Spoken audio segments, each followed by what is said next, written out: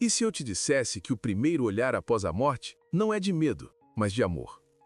E se houvesse alguém esperando por você no exato instante em que seus olhos se fecham neste mundo?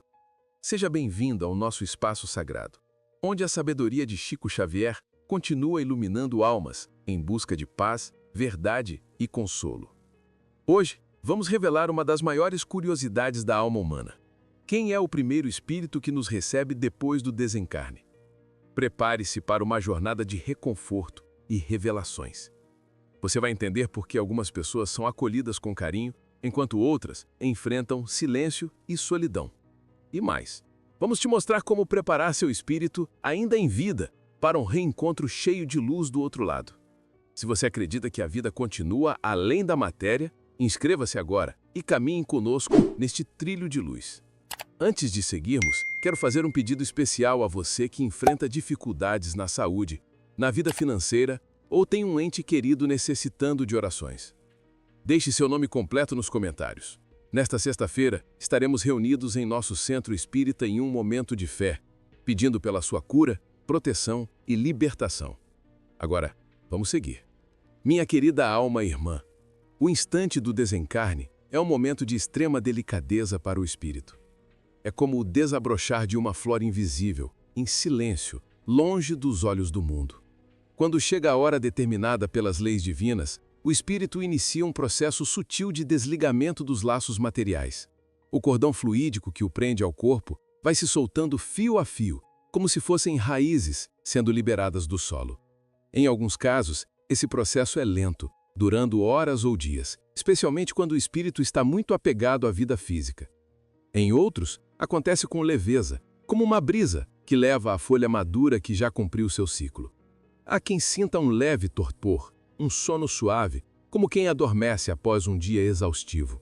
Outros experimentam um êxtase de liberdade, como pássaros que pela primeira vez descobrem que podem voar.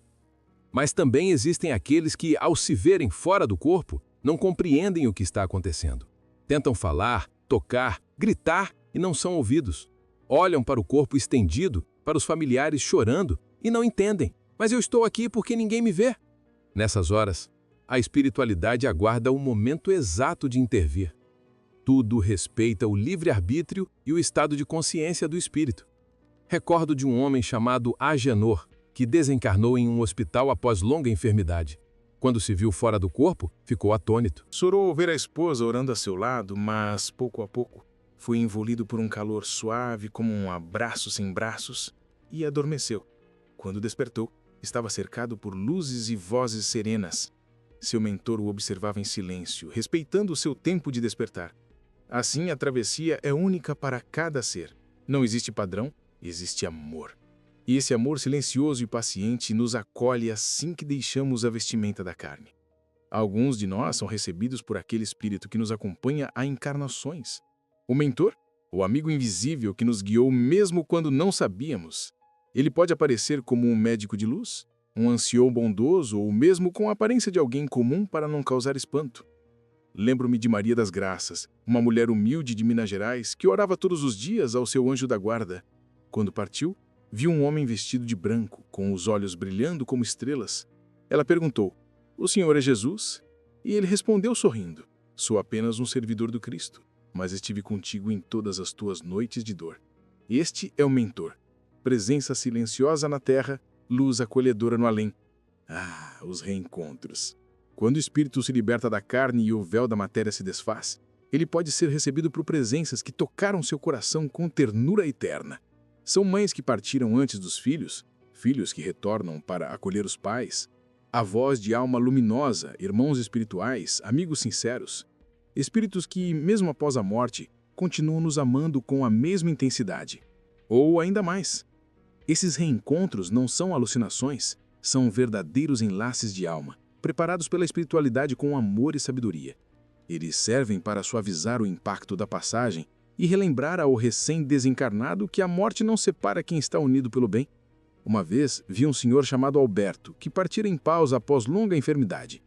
Ao cruzar o umbral do tempo, foi recebido por sua esposa, Helena, falecida há mais de 20 anos.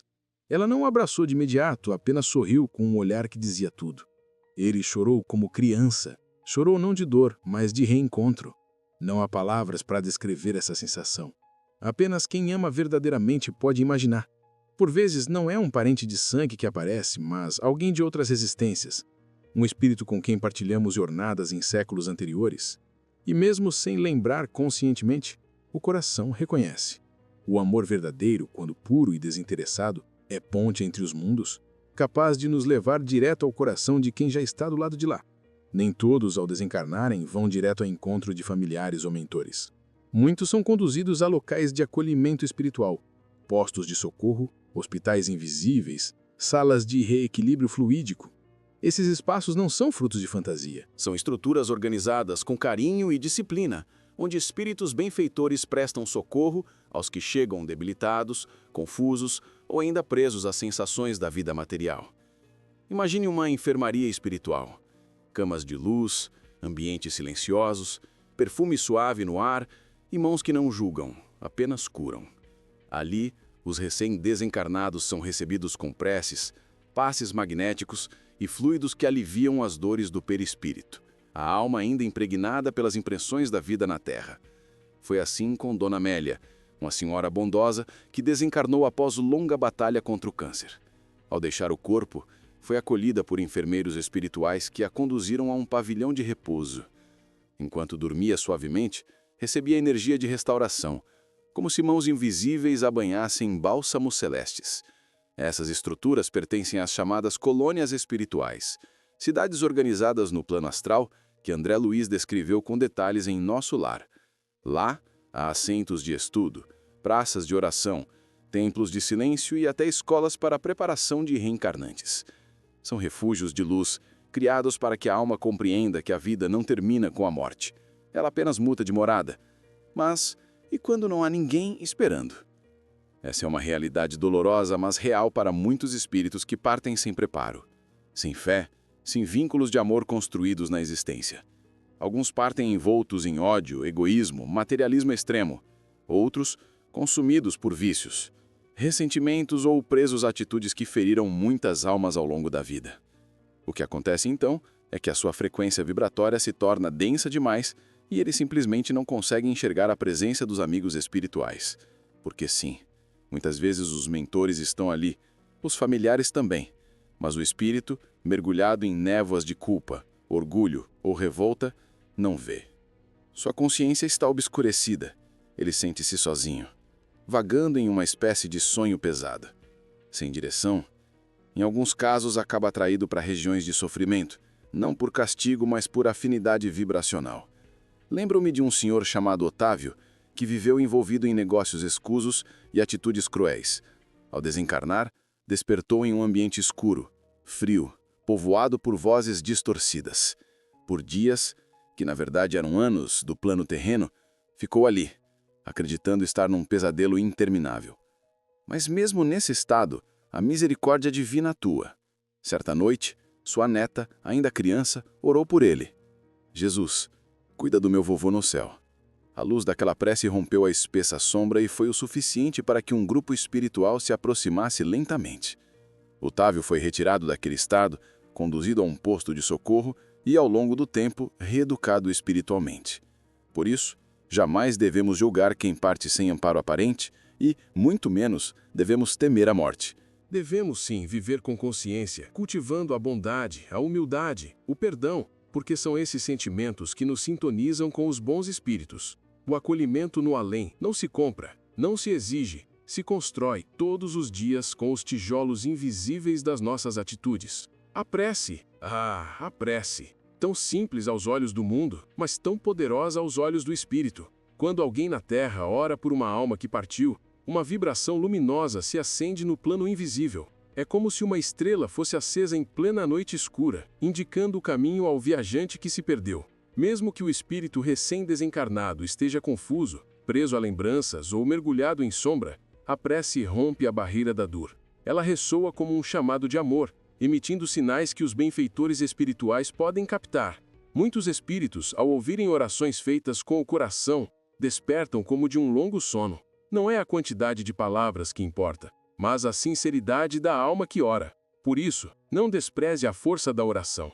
Quando oramos pelos que já se foram, ajudamos a curar feridas que não vemos, a guiar corações que talvez estejam perdidos, a amparar almas que ainda sentem saudade da terra. Cada prece é um fio de luz que liga o céu à terra. Quer saber como garantir um reencontro de paz quando sua hora chegar? Comece hoje. A espiritualidade nos ensina que o que nos espera do outro lado não é surpresa, é consequência. A forma como vivemos, pensamos, sentimos e tratamos os outros determina quem nos receberá na travessia. Cada vez que você perdoa alguém, uma luz se acende no seu campo espiritual. Cada vez que ora por outro ser, mesmo desconhecido, uma flor brota no caminho que um dia você percorrerá. Cada vez que estende a mão, mesmo com dor no coração, você está escrevendo seu próprio acolhimento.